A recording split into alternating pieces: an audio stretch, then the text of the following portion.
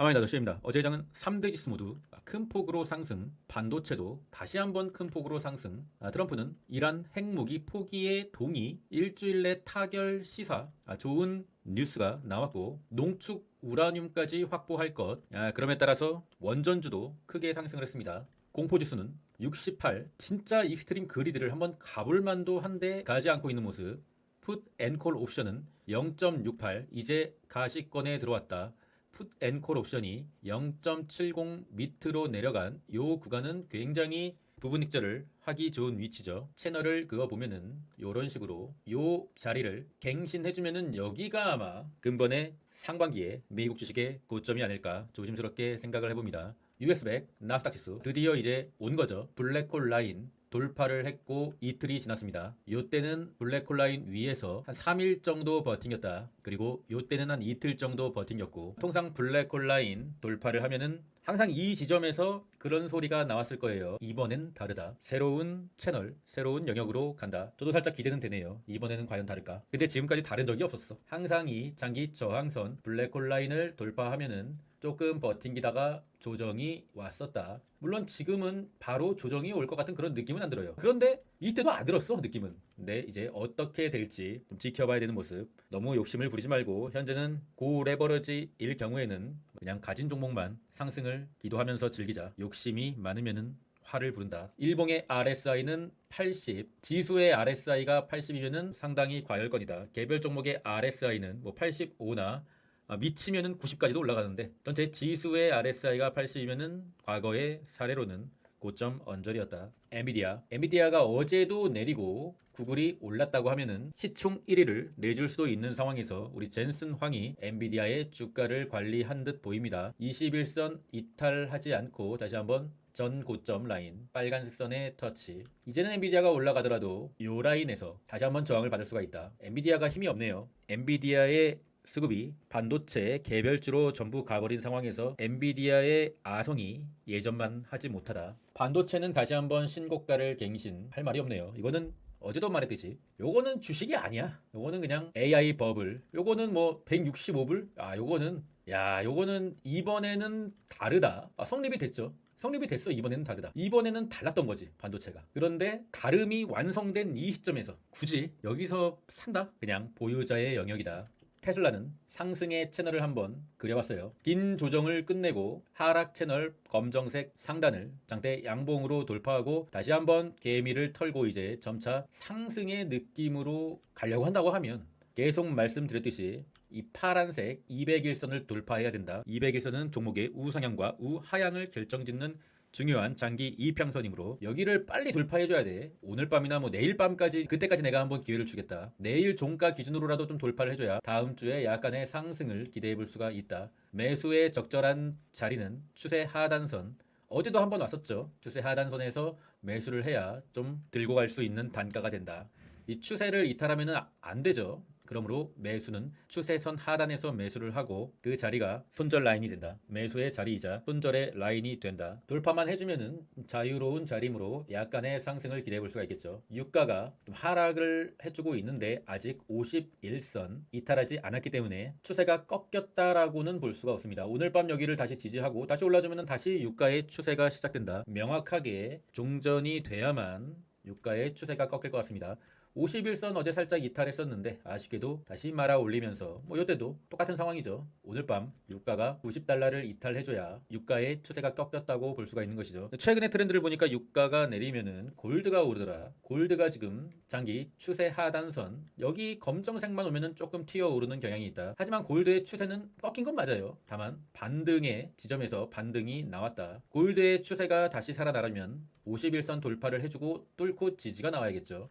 그 상황에서 금광 어제 크게 올랐었고 금광의 추세가 여전히 하방의 추세이긴 하지만 역시 51선 돌파하면은 약간의 상승이 나올 수 있는 자리 좀 더 초분할 매수가 되고 변동성을 즐기는 스타일이다. 그러면은 GDXU 금광 셉의 레버리지가 있죠. 현재 하방의 추세를 큰 양봉으로 돌파를 해낸 자리 약간의 상승은 올 수 있겠지만 일단 21선에서 저항은 한번 맞고 떨어질 수가 있는 자리 21선 자리는 한 205불 정도가 될 것 같고요. 그 과정에서 그래서 금을 좋게 보고 비트코인도 좋게 본다. 그러면은 BTGD 금과 비트코인을 5대5로 섞어놓은 ETF입니다. BTGD.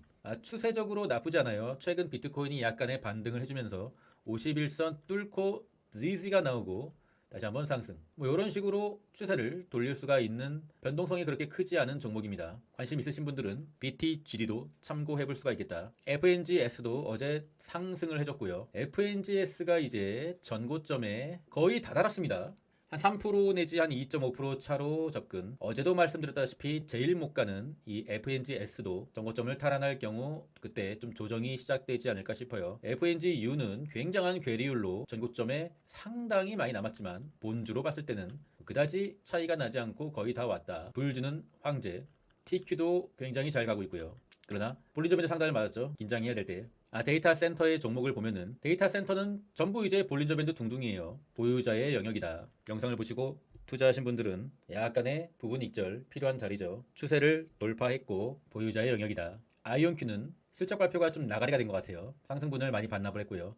그러나 201선을 돌파를 했기 때문에 나스닥이 조정을 받지 않고 추가적으로 오른다고 하면 아이온큐도 뭐 추가적인 상승은 남아 있을 수가 있을 것 같아요. DXYG 전고점을 살짝 돌파를 했습니다. 제가 요때쯤에 최초로 공개 영상에서도 언급을 드린 것 같은데 그때 이후로 거의 한 40% 정도 상승을 했고요. 이 종목의 피크 타임은 올해다. 제가 만약에 세력이라면 이 라인을 돌파시킬 것 같아요. 물론 요렇게 돌파할 수는 없는 것이죠. 약간의 뭐 조정을 왔다가 막 이렇게 왔다가 뭐 이렇게 막 이렇게 막 이렇게 가면은 다 털고 갈 수가 있을 수도 있다. 조정이 오면은 매수를 받아봐도 괜찮은 종목. 스페이스X와 엔트로픽, 오픈 AI, 비상장 주식을 다 가지고 있는 종목이죠. UFO. 지금 UFO를 타고 갈 수 있는 종목. 우주 관련 ETF. 다시 한번 21선을 돌파, 불리시 해줬습니다. 솔라엣지 어제 실적 나가리가 되면서 크게 하락.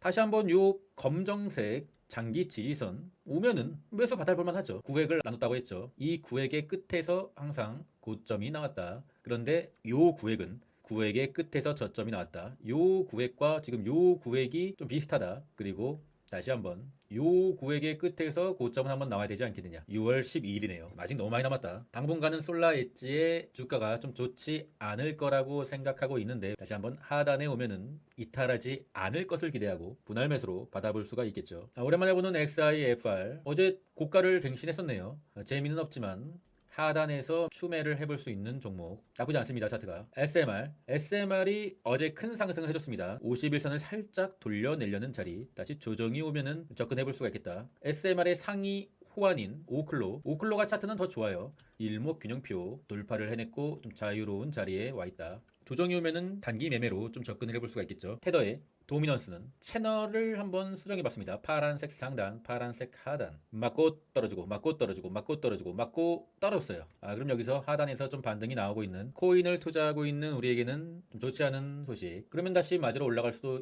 있다. 어쨌든 추세적으로는 고점과 저점을 낮추고 있는 괜찮은 흐름. 빨리 200일선을 이탈을 해줘야 되는데 여기서는 뭐 지지를 받을 수도 있고요. 일단 제가 보는 비트코인의 근본 상승의 고점은 200일선 터치까지는 해주지 않을까 싶어요. 어제 터치를 해주는가 했더니 살짝 내려오는 모습. 그게 테더의 도미넌스가 추세 하단에 좀 터치해서 그런 것이 아닌가. 어쨌든 비트코인은 여전히 나쁘진 않은 흐름입니다. 뭐 이런 식으로 가서 200일선만 좀 넘어주면은 그때부터는 좋은 흐름이 나올 수 있을 것 같은데 일단 200일선을 넘기는 것 자체가 그 종목에 한해서는 되게 큰 일이거든요. 왜냐? 장기 하방 추세를 돌파한다는 것이니까 쉽지는 않을 것 같습니다. 하지만 그래도 터치는 한번 해줘야 되지 않겠느냐 뭐 그런 생각 갖고 있고요. MSTR은 좀 매가리가 없는 모습. 코인베이스의 실적이 이제 발표가 되는데 최근에 같은 계열인 로빈후드 실적이 나가리가 되기 때문에 코인베이스의 실적도 크게 기대는 안 하는 게 좋습니다. 하지만 실적 발표 후에 크게 하락이 오면은 요 하단선에서 174달러 정도까지 내리면은 여기서는 한번 매수를 받아볼 수가 있는 것이죠. 계속적으로 지켜줬던 하단선이기 때문에 그래서 좀 분할 매수 해볼 필요가 있다. 실적은 안 좋을 거라고 생각하고 있어요. 마라는 신고가를 갱신. 마라가 200일선을 터치했다는 것은 좀 의미가 있고요. 서클도 괜찮은 모습. 현재 주도주가 의외로 마라랑 서클이다. 서클은 다시 한번 요 고가 갱신의 가능성이 있다.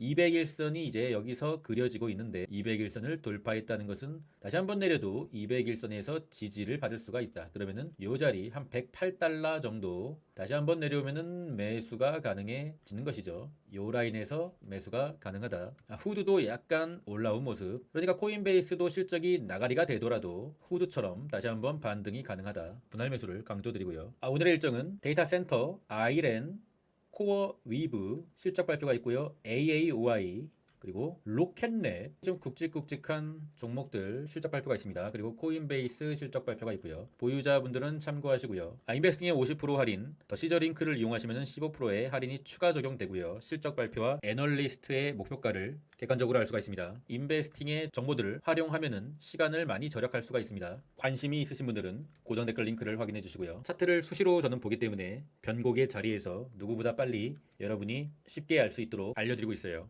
주식은 변곡을 잡아야 됩니다. 다 오른 다음에 따라잡고 단타를 쳐서 손절과 익절을 반복하면은 결국 남는 건 없어요. 변곡의 자리에서 그 초입에서 들어가서 자리를 깔고 앉아 있어야 된다. 그래야 일희일비하지 않고 좀 느긋하게 존버를 할 수가 있는 것이죠. 장기호 멤버십에서 변곡의 자리를 말씀드리고 있고요. UDT 멤버십에서는 단기 매매 위주로 두 개를 병행하면서 계좌의 우상향을 하는 것을 목표로 하고 있고요. 자본주의 사회에서 투자에 대해서 모르는 것은 죄가 아니다. 다만 모르는데 알려고 하지 않는 것은 죄다. 이제는 나스닥이 너무 많이 올라서 슬슬 조심을 해야 될 때가 온 것 같아요. 그 과정에서 지수 상품은 홀딩 또는 부분 익절로 하시는 게 좋을 것 같고, 모멘텀이 남아있는 개별 종목은 아직도 상승의 가능성이 있는 종목은 여전히 많다고 생각합니다. 오늘 밤도 성투하시고요. 그럼 전 끝까지 하겠습니다. 이상입니다. I tried so hard and got so far, but in the end, it doesn't even matter.